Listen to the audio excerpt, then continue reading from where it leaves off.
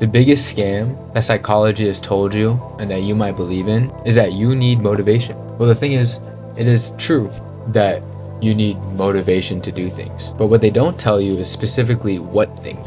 Because motivation only accounts for one way in which you're spurred into action. And the way that we have understood motivation is through reward and punishment. You're motivated to do something in order to gain X. You're motivated to do something in order to avoid X. You can see that motivation is rooted in the external world, in the physical world, where it is the impetus for action when there is a physical thing that we are looking to achieve or acquire. That's why when we try and conceptualize motivation where there is no clear external reward or punishment, we are often confused. And then we just called it intrinsic motivation. Yes, internal motivation, because there is a lack of an external. How do people push forward when there's no end in sight? How do people keep going when the outcome's uncertain?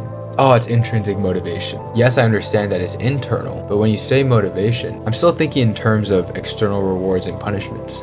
That's where they failed you. That's where they lost it, because there is no such thing as reward and punishments in the spiritual or mental world. That shit only exists in the physical. The impetus for action that doesn't arise through a physical reward and punishment paradigm doesn't exist in the physical, and it doesn't follow the rules of the physical realm. That's why lots of successful people say you don't need motivation, you just need to do the work.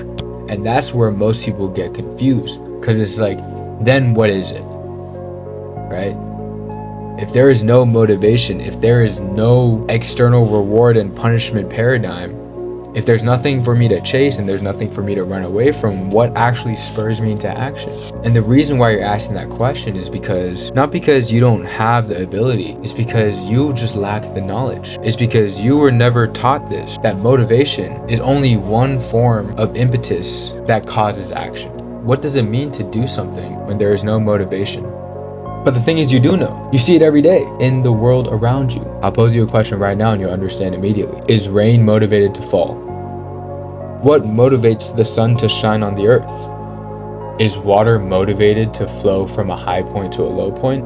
When you try and answer these questions, of course there's no motivation, it's just the way it is. Maybe when you say water flows from a high to a low point, it's because of gravity, but gravity is just gravity. It's just the way it is. And as much as science has taught us so much, the pursuit of always trying to find a causal explanation for everything makes us completely blind to the fact that things just are. Things just happen. Like, it's important to understand how things work, but there doesn't need to be a reason why things happen. Or maybe that reason is inaccessible to us. That's why Newton had to believe in God. And that's the same thing as motivation. We want to give a reason for why we do things. I want to achieve this goal because it will give me this. I'm motivated to get more money. I want to achieve this dream because I'm motivated to never be in this position ever again. And that might work. That might get you off the ground. But what if reality shifts? What if you even achieved that goal? And now that motivation's gone because the conditions of the physical realm have changed. What would happen when the object of your motivation disappears? And maybe you're not so different from the rain. You're not so different from the sun. From water, we're not so different from the wind, because it's all energy and particles, just like we are. And the sun, the wind, and the rain exhibit the behavior that it does because that's just what they are. The sun will shine without fail, because that's what the sun does. At least for our lifetime, we won't see the sun when it explodes. Water will flow from high to low points because that's what water does.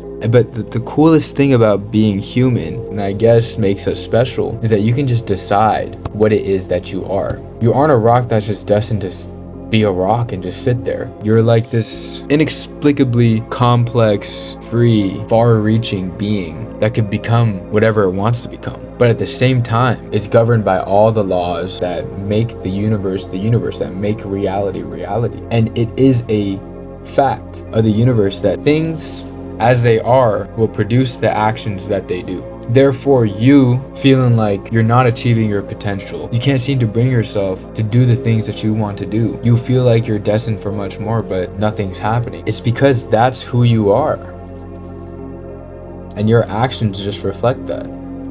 No amount of external rewards or punishments or motivation is going to change who you are and fundamentally change what you do and how you do things and how you approach things and how you think about things. That's why if you don't even know who you are yet? Of course, you're struggling to find the motivation to do things because you aren't even clear of the source of where your actions come from. If you aren't even clear on that, how can you expect consistent action to flow out of you? And the most potent form of energy within you that can spur the action that progresses you towards an enjoyable, fulfilling life rests in you asking yourself, who am I and who do I want to be? And for you to answer that question as authentically and as true to yourself as possible.